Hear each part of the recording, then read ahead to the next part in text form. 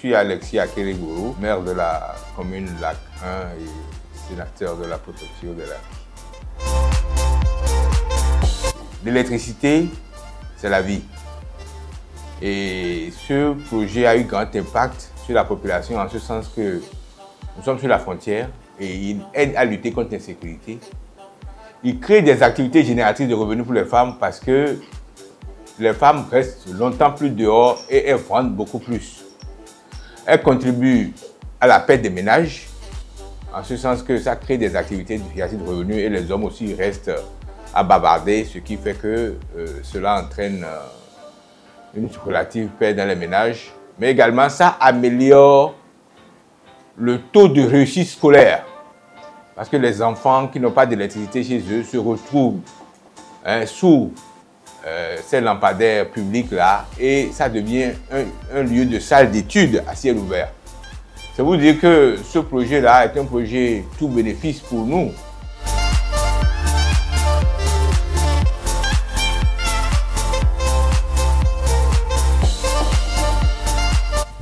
Viviti gare me mino le kafi va le yo ofi e yo va le nua o e demioji iko le dojo amoji moji viviti o ta no tevire e cha mi o viviti ya me na fi o khana mi ne la fun me te da la fu do ba loji o bo jo ba na nu gbogbo totro bo e yo wo ba le wo ni mi to e gba kan re me.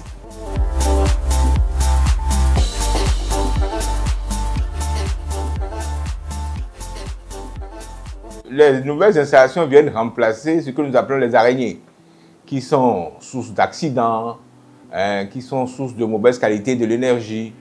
Et donc, c'est totalement normal parce que ça vient se substituer aux araignées. Et dans ma ville, vous voyez qu'il y a pas mal d'araignées. Et donc, l'arrivée de ce projet-là a supprimé beaucoup d'araignées. Ce projet consistait à faire l'extension du réseau électrique pour pouvoir couvrir la population en énergie électrique. Tout d'abord, c'est un projet qui a alimenté 6 grandes villes du Togo. Et la zone d'Anéhon était regroupée en 3 zones. Il y a la zone d'Améiran, Anéhon lui-même, Glidi et Kweme. Quand il n'y avait pas ce projet, la population saisissait par rapport à la chute de tension. Et ce projet nous a permis de corriger ces baisses de tension-là. Et les branchements anarchiques que nous appelons communément les toiles d'araignée.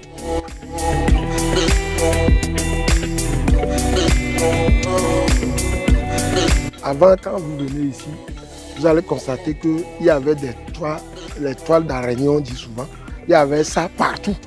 Et quand il pleut, la nuit, vous êtes à la maison, vous constatez le coupure chez vous, vous sortez, vous vous rendez compte que c'est la pluie ou le vent qui a tout arraché.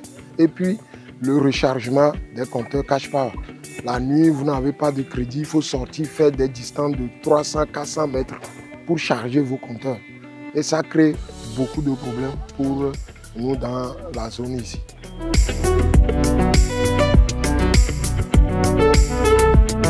Aujourd'hui, nous n'avons plus cette toile d'araignée, donc ça nous permettra d'avoir l'électricité au moment où on veut. Et quand il y a des problèmes, on peut rapidement trouver des solutions.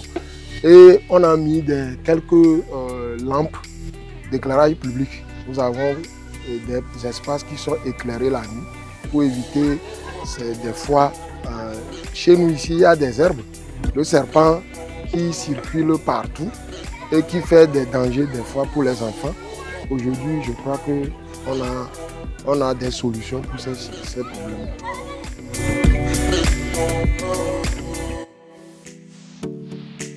Il y a un travail de suivi que nous exécutons à tout moment pour pouvoir suivre comment l'installation a été faite, un suivi technique. S'il y a quelque chose qui ne va pas, qu'on puisse corriger en même temps. On fait là maintenant préventif pour ces installations-là.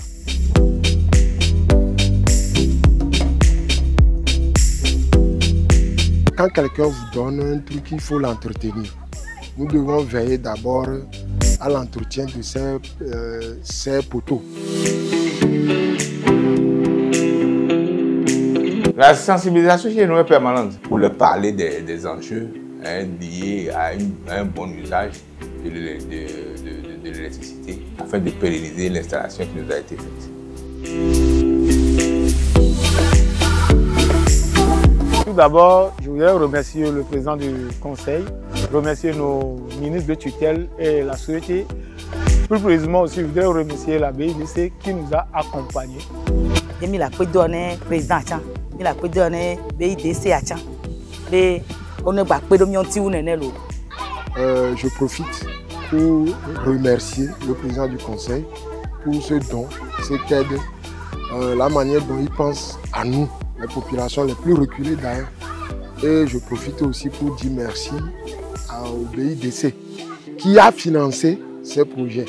Donc, sans oublier le maire de la commune qui fait tous les efforts pour envoyer nos demandes.